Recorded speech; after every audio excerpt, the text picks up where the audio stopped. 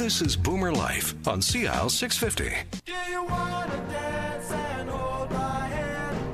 Tell me, baby, I'm your loving man. Oh, baby, do you wanna dance? Well, some summer music there from the Beach Boys as we move into September, rounding a corner that many of us do so ever reluctantly. It's Boomer Life here on CL650. Sterling Fox with you, joined in studio by Jillian Fullerton from the folks at Shannon Oaks, flying solo today. Nice to have you with us. Oh, it's great to be the here. Last time you were around, it was all the preamble before the big carnival stuff, and oh my gosh, it was you were so jazzed up for that. It was kind of fun to watch, and you needed that energy level, didn't you, just to hit the ground running out there? That end of that day we were just like flat, but it was so much fun. Indeed, so much fun. I just we look forward. We're already thinking about next year and when it's going to be. I'll bet you are. Yeah, we played that. Our producer Dwayne Bishop, who's got a kind of a nifty hand with the tunes on this program, played a summer song, and it's here we are. It's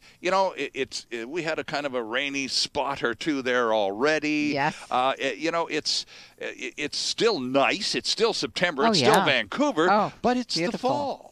And for a lot of people, ask any school-aged person, summer's over. So for the rest of us, tough break, kid. Yeah. But at the same time, it's a change. We're moving forward. And one of the things that we boomers discover during the summer months, it happens twice a year. Yeah. Because especially if we don't live near our parents. Mm-hmm. My mom, for example, lives in Peterborough, Ontario. Mm-hmm. So I can't just jump in the car and pop over for roast beef dinner on Sundays. No. So, you have to organize and, get a thing and get vacation time and do all that. So, when we don't see our parents as frequently as perhaps we'd like, when we do see them, when we do come home for a summer break, we're frequently quite surprised by their living circumstances. If we haven't seen them for a few months, Jillian, sometimes it can be a real eye popper when you go home. Yeah, a bit of a shock when you go back to the parents' house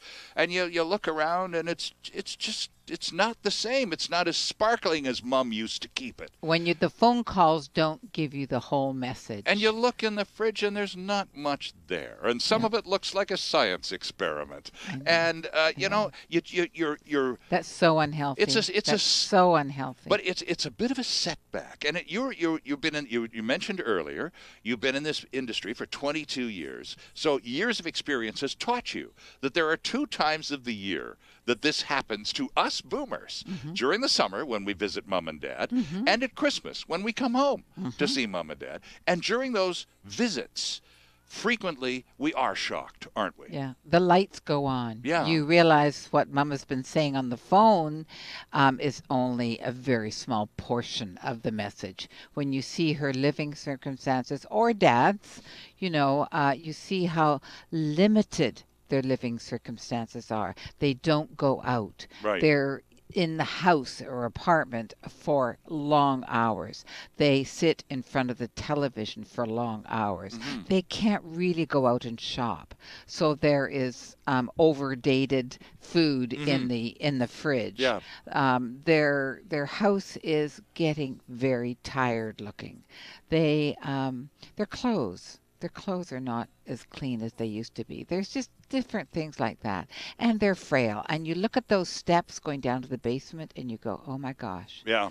To the laundry room in many cases too, right? Very true. Yeah, very true. Oh, and in some cases, if you're in your 80s, you don't necessarily feel the need to dress to the nines just to go down to the store to buy a liter of milk. No. But there's a difference between that which is attitude and that which is you're just not able to dress yourself anymore because not only are you not up to it physically, but you can't be bothered caring about it much anymore. There's no reason to care.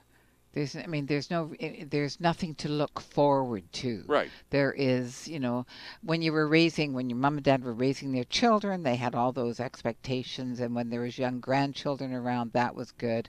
But now friends and family are moving away. Right. We're a society where we go long distances to find work, to go to school, whatever it is. But the nuclear family is getting spread over such a large geographic area. Right. I think one of the things that is most striking for us boomers, Jillian, when we do pop home, and it's always something you look forward to, but it kind of takes your breath away. I remember seeing my mom, and I hadn't seen her for about 6 months. Yeah. And I flew back to Ontario, and I was just bowled over at how tiny and frail she looked. Yes. Now she basically, she didn't shrink or lose 20 pounds or anything, but she's in her 90s. Yes. And so she is frail. But when you don't see them for extended periods of time, it really takes your breath away. Oh, it does. It does. It's a reality check, basically. It sure is. And so that's a time when you have to think, okay, I have to do something. I have to take the initiative and sit down and talk to Mom about what her options are. And this is where I got earlier. I was talking about us boomers and the responsibility that falls on our shoulders to, when it comes time to have that conversation with Mom or Dad, or if we're really lucky with both, then we, knowing well in advance that this isn't perhaps going to be the most popular discussion we've ever had with them, it's very important for us to be armed to the teeth with good information. Correct. So that we can, when we present the case, at least make a reasonable case. True, but they still want to feel that they have some control. Oh, sure. So, yes, you get the information and present a variety of choices to them. Yeah. But then invite them out to come to lunch. Invite them out to come on a tour with you, so that they have an input as to what their choices are. Right. That's the ideal situation. The other way, perhaps, is when Mom or Dad says, I am not moving. You will carry me out boots first. Right. Sounds like a that conversation I've had with my mom. Ever so, almost word for word. Some of them are pretty dug in on this one. I don't envy you. I don't envy. That's hard because, especially living at distances, you're waiting for that call 2 in the morning. And been there, done that, and it's hard. Yeah. It's hard. You want to make sure they're in a secure environment in which if they have problems at 2 in the morning, there is somebody there to respond. That's a really good point. They would get that at Shannon Oaks. Yeah, I think that's of the driver for us, the boomers, and it's mostly, and I no slight against the guys, but it's mostly the daughters and the daughters-in-law who carry the heavy load on a lot of this, especially getting it organized. But it really is important that we note that all of these changes, because if you don't note the changes and you don't react to them and you don't follow through, I think the driver, though, Jillian, is safe. More than anything else, all the nutritious food and the exercise and all that good healthy stuff. They're add-ons. They're great. It flows out of first and foremost the urgent desire that Mom or Dad or both are safe. That she will not be lying on the floor for hours on end before she's discovered, which happens too often. Sure does, yeah. It doesn't have to happen. At Shannon Oaks, we've got emergency pendants. They can, tuck them underneath their blouse and wear them, and if they could be walking in the perimeter around our sidewalks, press it, and we know who they are and where they are, and we have staff on duty 24/7 to respond to that emergency. They are all first aid trained. They know how to respond, and that is a sense of security for you and me, knowing that our parents have that. I think it's critical, actually, because all of the, as you say, all of the rest flows from that most important reality: she's safe. Yes. If anything goes wrong, there are competent, qualified people right there.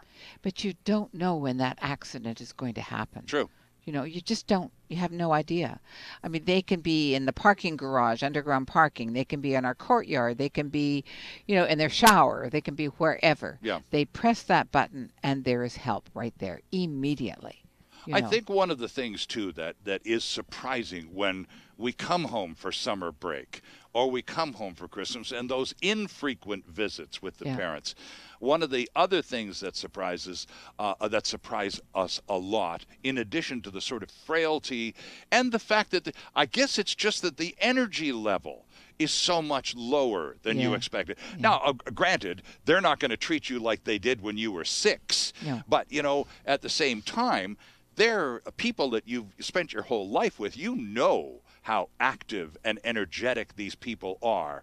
And when you come home after a protracted period of time and it's really kind of flat, and there's really not a lot of energy. You don't have to be bouncing off the walls, but you can feel energy Yeah. in a person's house. Yes. Can't you? Yes, you can. Or you can also feel a lack of energy. You can feel depression. Yeah. And, Yes. and sometimes you come into Yes. the house and go, oh, Yeah. my gosh, when was the last time you opened the curtains, Mom? Exactly. And well, I don't know. I don't care.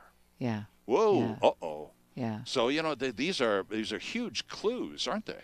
But that's a mom that probably will be resistant to moving, and somehow you've got to be equipped to handle those questions, to address her concerns. Right. And I think just even a casual taking her out for a drive, just taking her out and just getting her out of the house. Sure. And managing those stairs down to the ground. Absolutely. I mean, getting her out and lifting her spirits a little bit, and then maybe one day saying, hey, Mom, let's drop by here. Looks like Shannon Oaks looks really interesting. Look how beautiful it is. It's all the cherry blossoms are out. Come on, let's just go and knock on the door. Right. It says you can do a walk-in tour, so let's call them on that. Let's go and walk in and do a tour. Okay. And do it, and we'll show you around. Now, and if it's lunchtime, we'll clear a space and make a table for you, and we'll have lunch with you. You gave us your phone number a little while ago. Is that the first step, Jillian, towards, the boomer educating him or herself towards the ultimate goal of getting Mom or Dad to come by for a visit? It all begins with that first phone call, doesn't Yes, it? it does. It does. Definitely. Yeah, so don't hesitate to call Shannon Oaks. Right. 604-324-6257. Okay.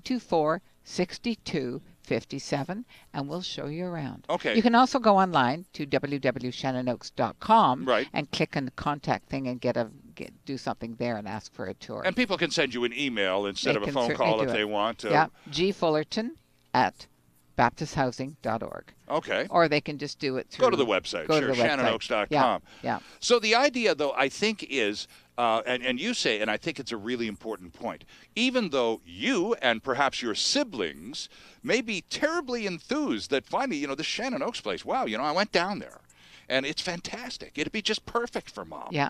Well, okay, and so, really? And so your sister goes, oh, it's a terrific place. Yeah. So everybody, all the kids are all jazzed up about this, but nobody's bothered to include Mom in the loop. And all of a sudden, Mom's going to feel like there's a conspiracy going on. Exactly. These people want me out of my house for whatever reason, and they just really want to just shuffle me down the road here. So there's been, that's the wrong approach, isn't it? Yeah. Yes, it's good to be informed, but it's not good to keep someone uninformed about what's going on. If you know that Mom has a friend there, or if you know that Mom's, maybe she is a Christian, and maybe she does go to a church, and there's some church community people there, or if you know that Mom goes to a community center, and is involved in that, and there's people from the community center that we see regularly. Make that connection so that there's friends there. Often I do a tour and they'll say, oh, there's so-and-so over there. Right. I didn't know she was here. Right. Or there's Mr. So, and it's that connection that is so good. So we'll invite them all to come for lunch, oh, Mr. So-and-so, come on in, or, and sit down and share what you think. Our residents at Shannon Oaks sell Shannon Oaks. Right. When we're doing tours, Kirsten Allenberg is the marketing manager. When Kirsten or I are doing a tour, they will come up to us and they will say, you'll love it here. I should have moved here 10 years ago.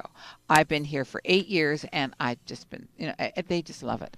Want to talk about that. We need to take a break here. Dwayne's giving us the high sign. But when we come back, I want to talk about that whole business of I should have moved here 10 years ago. Yes. The whole thing about being proactive, Jillian. Yes. Instead of moving because, well, you really aren't capable of being independent anymore. You need some assistance. What about moving before all that happens so you can actually just move to a cool place and have some fun? Exactly. I totally support that. All right, we'll talk more about that. And we have a few myths about retirement communities that we'll be happy to burst for Yes. you as well. Yes. It's Boomer Life here on CIL 650. Our guest is Jillian Fullerton from Shannon Oaks on Waverly Avenue in Vancouver and on Goldsmith Street in Oak Bay, Victoria. We're back after this. Canada's only weekly radio show dedicated to the baby boomer lifestyle. This is Boomer Life on CIL 650.